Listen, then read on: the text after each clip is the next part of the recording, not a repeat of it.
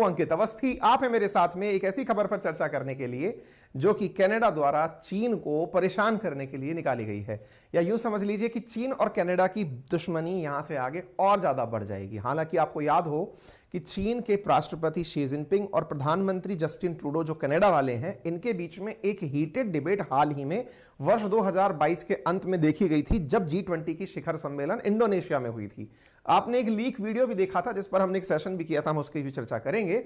उसके बाद से ये एक और ऐसी खबर है जिसको चलते हुए चीन के द्वारा कनाडा के इस प्रयास को बहुत ही खराब प्रयास बताया गया है। खराब से मतलब क्या है कि आप हमारे इंटरनल मामलों में दखलंदाजी दे रहे हैं। क्या है ऐसा मामला? चीन के उइगर मुस्लिम जिनके ऊपर चीन प्रताड़ना करता है, उन्हें कनाडा अपने यहां पर बसाने जा रहा है। लगभग 10,000 उइगर मुस्लिमों को अपने यहां बसाने की उसने संसद के द्वारा अनुमति प्रस्ताव पारित कर दिया है।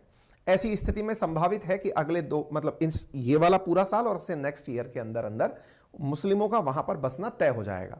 यह खबर जैसे ही बाहर आती है, इससे कई कयास निकलते हैं कि क्या चाइना से निकल करके अब उइगर मुस्लिम कनाडा की यात्रा करने जाएंगे? क्या चीन उन्हें जाने देगा? इन सभी सवालों का जवाब मिलेगा आज के सेशन में। चलिए शुरू करते हैं।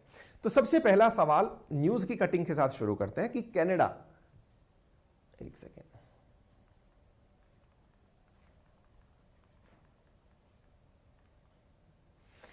Canada decision to resettle 10,000 Uyghur में अनॉय चाइना। रिपोर्ट्स में ऐसा निकला है कि इससे चाइना चिढ़ सकता है।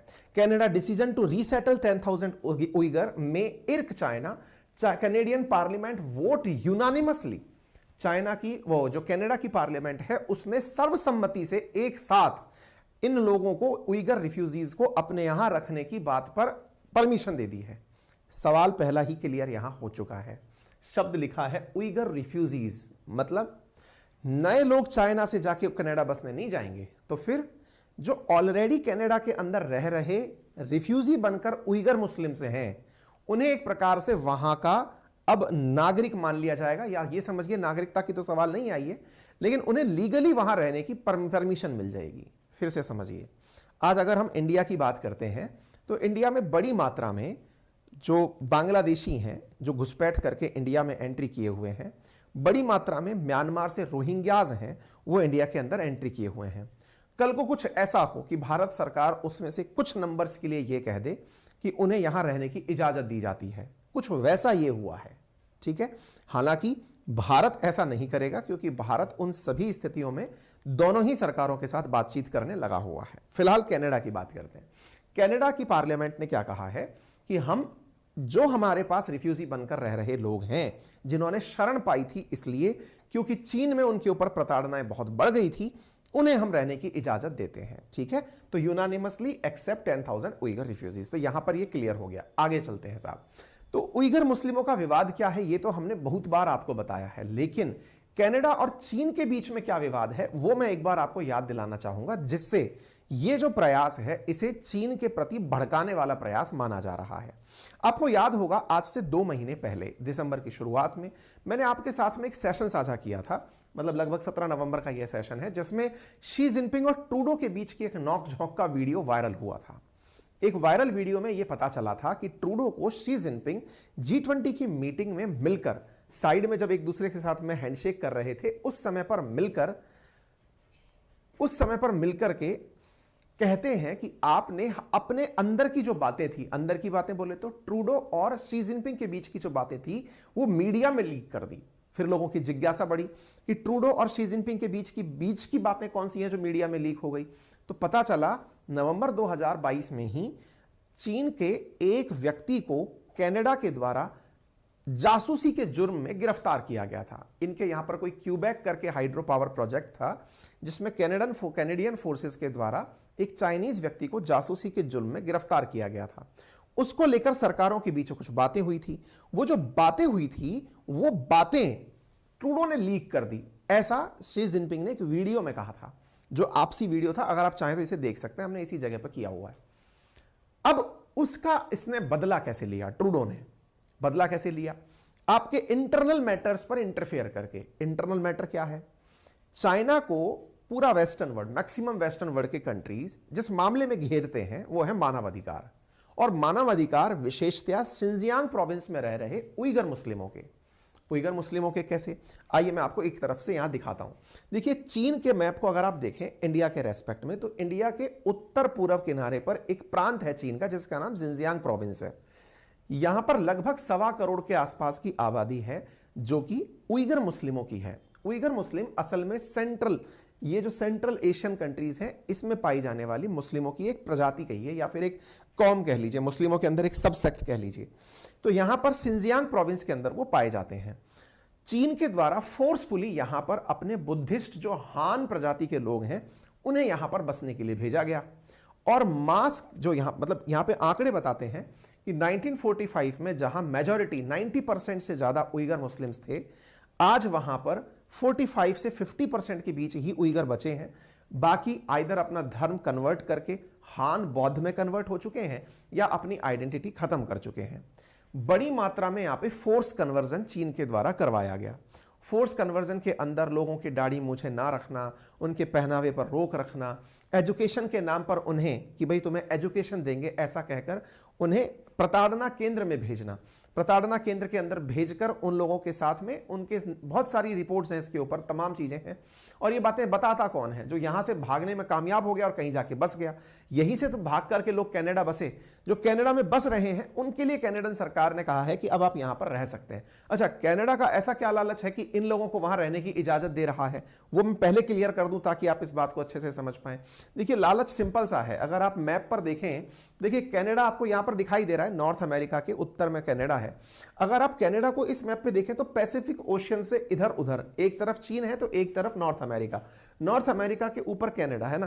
तो ये वाला जो उत्तरी हिस्सा है इस जगह पर आबादी के हिसाब से अगर हम बात करें तो सेकेंडरी होगी। प्राइमरी बात क्षेत्रफल की जाए तो दुनिया का दूसरा सबसे बड़ा क्षेत्रफल के आधार पर जो देश है वो कनाडा है।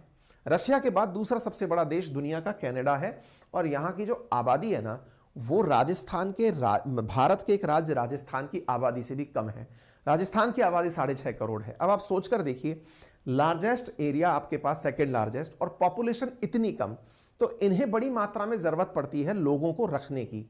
बहुत सारे देशों से लोगों को ये आमंत्रित करते हैं कि यहां रहने आ जाओ। रहने के नाम पर ये बसाने के प्लान चलाते हैं। अब आप पूछेंगे तो सर कितना अच्छा है, क्यों नहीं लोग चले जाते हैं रहने के लिए?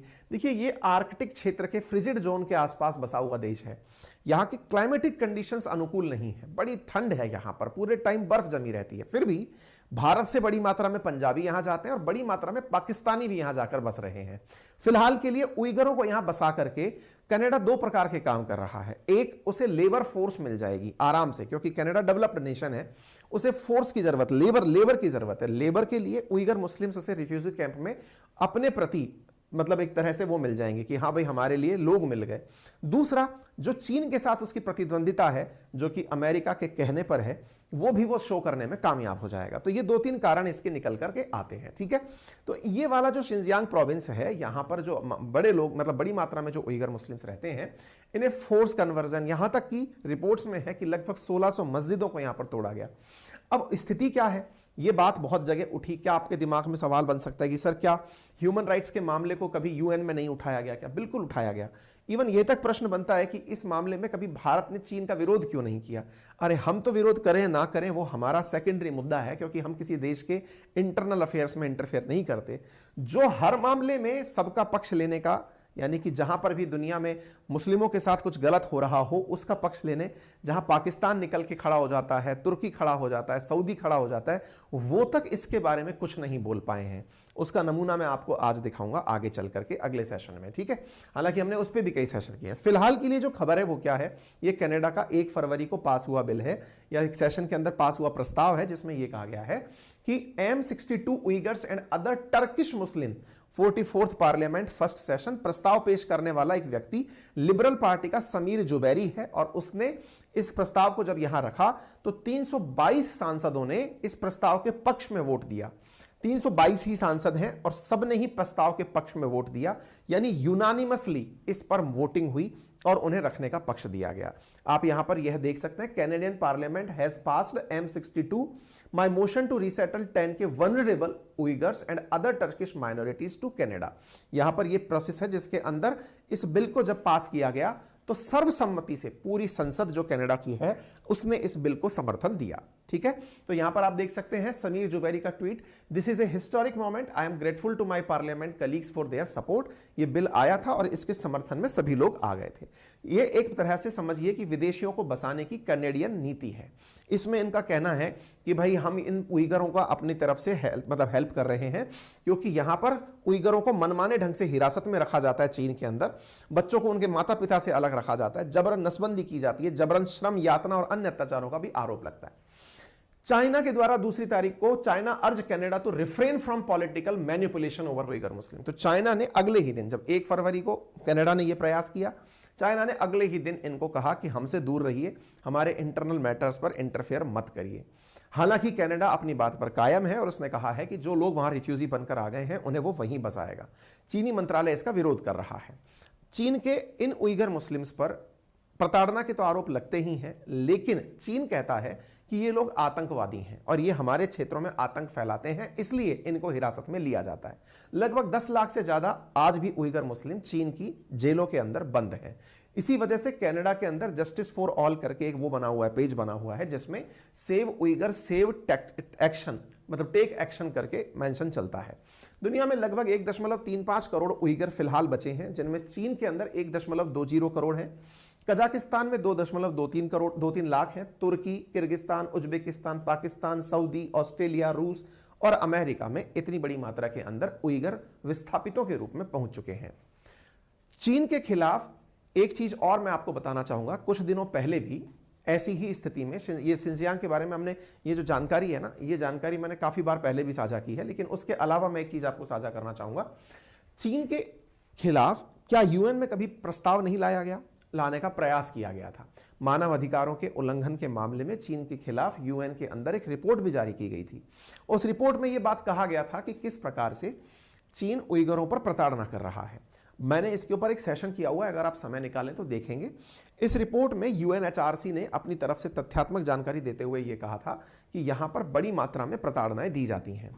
शिनजियांग रिपोर्ट करके यूनाइटेड नेशंस के अंदर यूनाइटेड नेशन ह्यूमन राइट ने रिपोर्ट प्रकाशित की थी 7 सितंबर 2022 को, जिसका चीन ने खंडन किया था। फिर इसी रिपोर्ट के आधार पर 7 अक्टूबर को यूएनएचआरसी के अंदर चीन के खिलाफ प्रस्ताव लाया गया वर्ष 2022 में। हमने उस पर भी सेशन किया था, लेकिन उस समय पर भारत ने चीन के खिलाफ वोट नहीं दिया। इंडिया एब्सटेन फ्रॉम वोटिंग, और हमने इस पर सेशन किया था कि भारत ने इनके खिलाफ वोट क्यों नहीं दिया। जब दुनिया पूरी तरह से यह मानती है कि उइगर मुस्लिम्स का मुद्दा है, तो भारत ने चीन के खिलाफ वोट क्यों नहीं दिया? तो आंसर निकल के आया कि चीन के पक्ष में ज्यादा लोग थे, विपक्ष में कम थे। भारत ने किसी तरफ वोट इसलिए नहीं दिया क्योंकि भारत किसी भी देश के इंटरनल मैटर पर यूएन का इंटरफेयर नहीं चाहता।